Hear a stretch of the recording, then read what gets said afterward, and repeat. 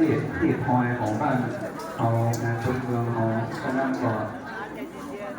วันนี้สถานะกระทำกันหลายครับ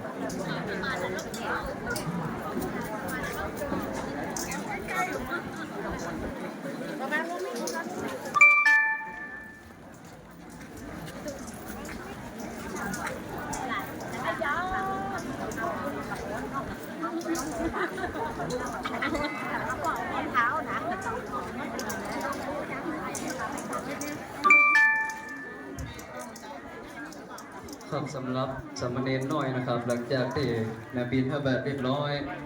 แม่ตังยกพ่อยกแม่เนาะเจ้าพ่อยกแม่ญาติพี่น้องจะมีเจตนาที่จะถวายเครื่องอาหารบริขารเป็นครัวตาลนะครับสามารถเอา